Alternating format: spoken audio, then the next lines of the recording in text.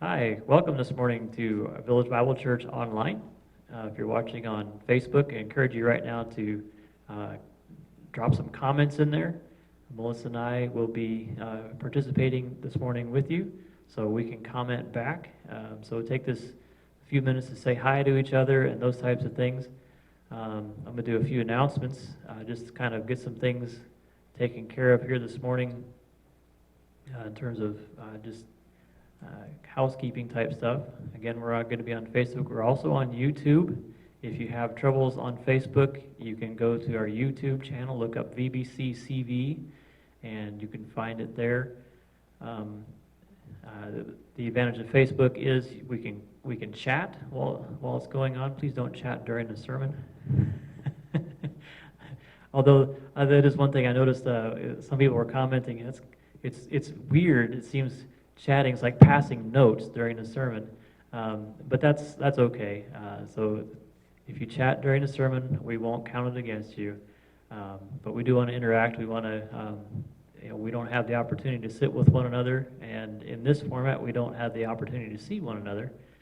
I'll talk a little bit about where we do have that opportunity later on. I also want to mention, as I do every week, sermons are also available at vbccv.org. You can download the audio of those sermons there, and also sermon notes with the answers filled in.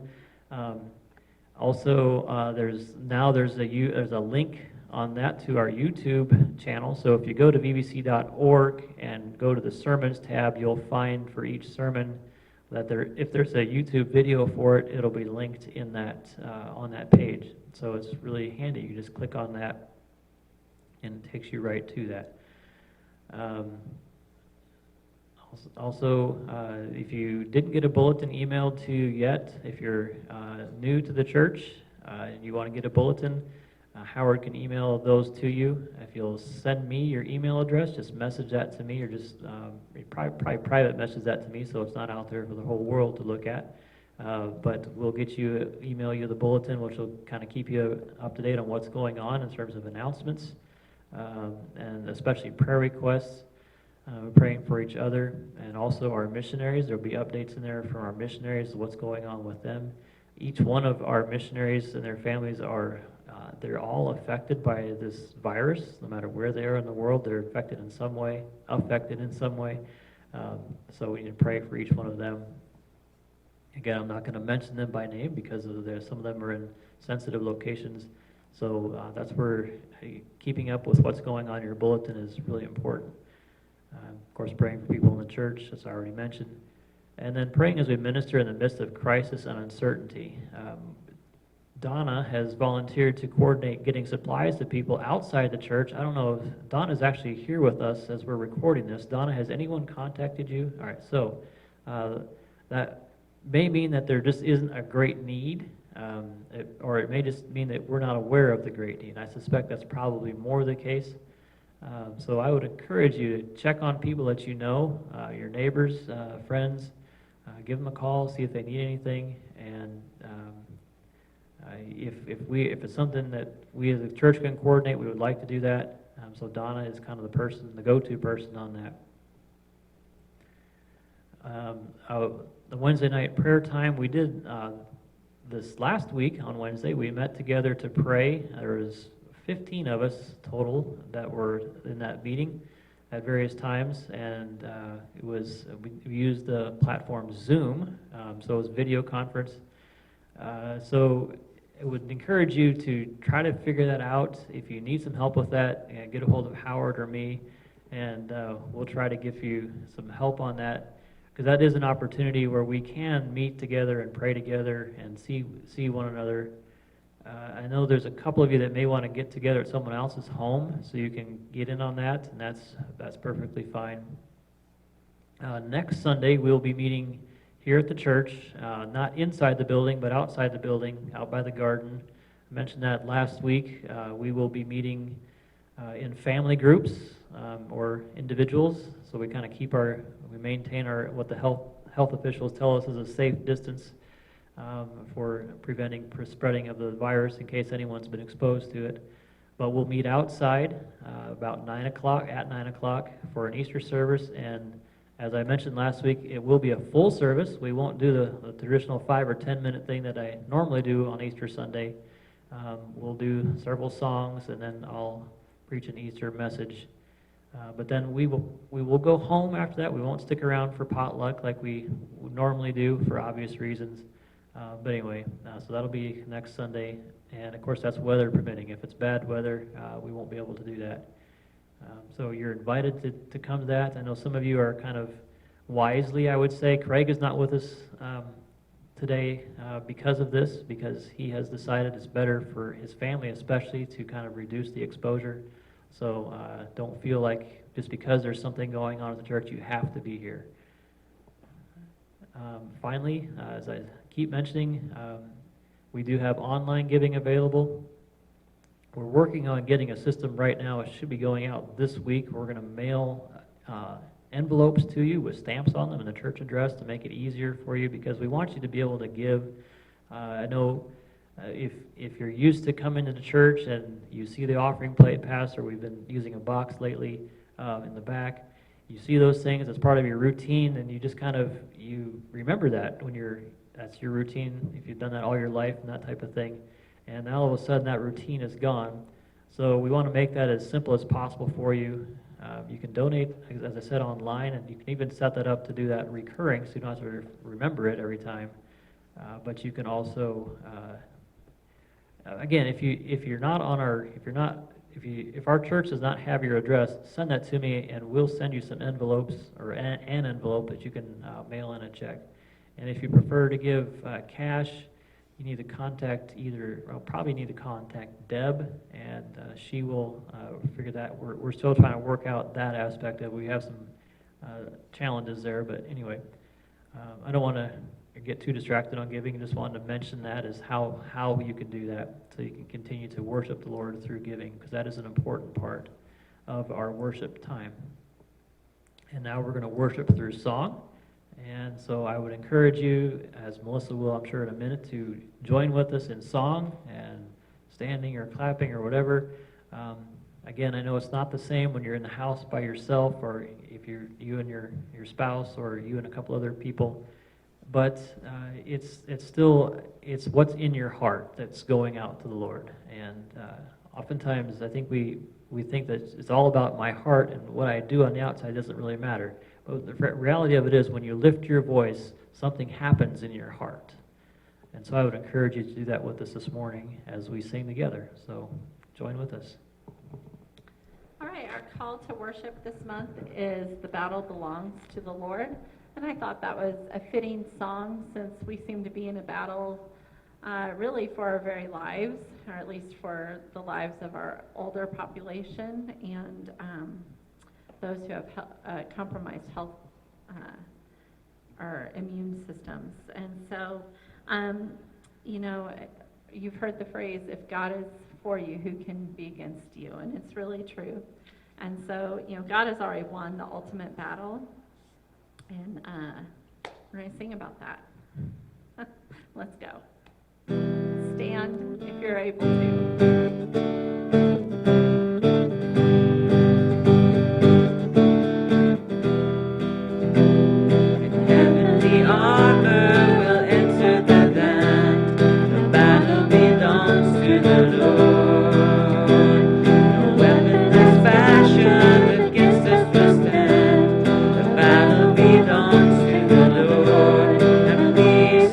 Glory, honor,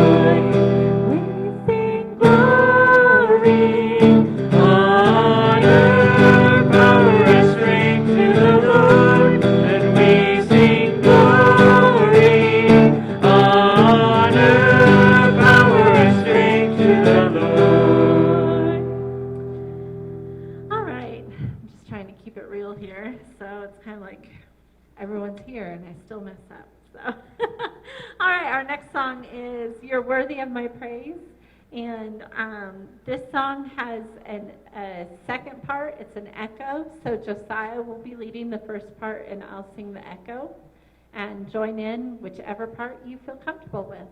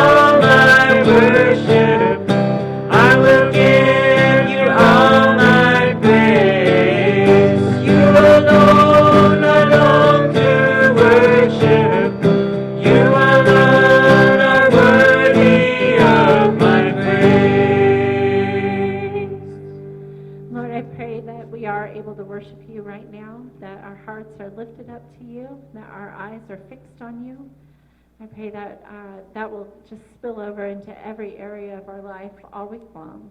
And as each one of us is finding a new normal, that we would find ways to praise you every day for the blessings that you give us. And I pray that you would help us to praise you for the trials that you give us and for the growth that comes from those trials.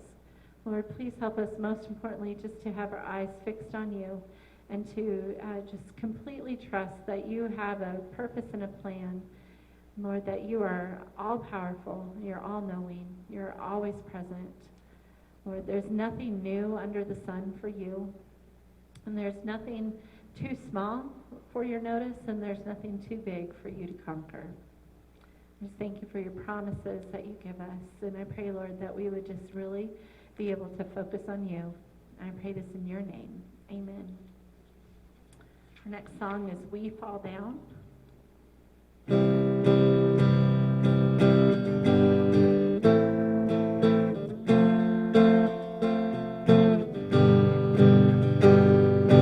We fall down, we lay our crowns at the feet of Jesus. The greatness of mercy and love at the feet of Jesus.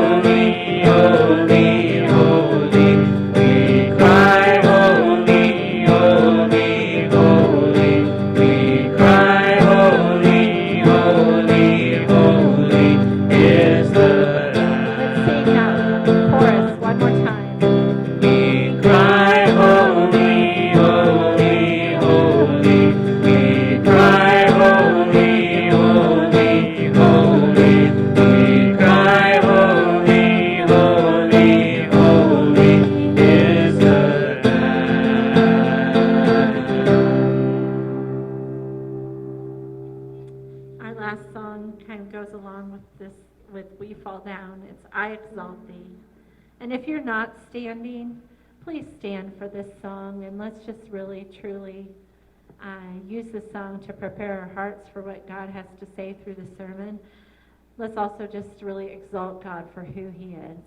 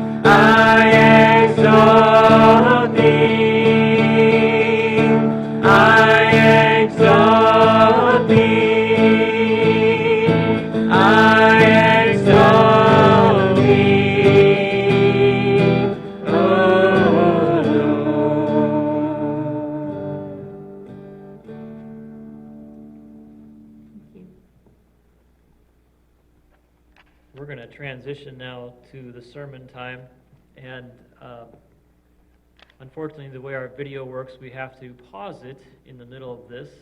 We're going to get that figured out hopefully by next week, but we're going to pause for a minute and kind of reorganize some things. But so the video is going to stop and it's going to start again. Don't stop. Start the next video. It will be posted right after this one. So anyway, so with that, we'll pick up in a second.